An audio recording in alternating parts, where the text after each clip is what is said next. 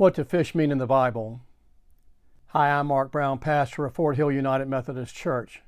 In the first account of creation in Genesis chapter 1, verse 1 through chapter 2, verse 4, fish are mentioned on the fifth day of creation as they are part of the living creatures that are in the sea.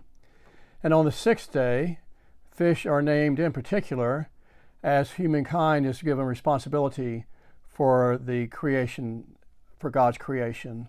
Later in the Old Testament, we see fish in Leviticus chapter 11, verse 10, as fish with scales and fins are identified as good food, and those that are shellfish, are identified as unclean food.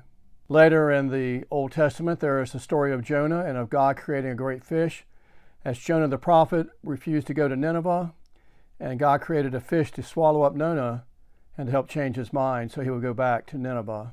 In the New Testament, fish play an important part of the story of Jesus. Jesus calls his first disciples, Peter, Andrew, James, and John, to follow him as they are mending their nets and as they are tending to the business of fishing.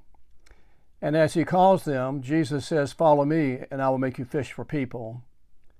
Later, as the disciples are following Jesus, they see Jesus miraculously multiplying the fish and loaves and feeding the hungry as a sign of God's compassion.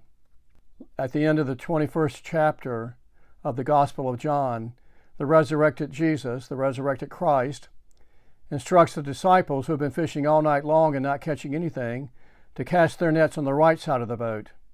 When they do this, they catch a large catch, 153 large fish. Fish are an important part of the Bible. They are part of the ongoing biblical story of faith, of God's creative power and God's redemptive power. Fish were such an important part of the biblical story and of the story of Jesus that the fish, the symbol of a fish, became a symbol of the early Christian church. And the name for fish in the Greek, ichthus, became a symbol also for Jesus as an anagram for the various letters for the word fish in the Greek, were to stand for Jesus Christ, God, God's Son, Savior. Fish, an important part of the Bible, a part of the story of God's creative power, God's redemptive power, and God's ongoing power in our lives.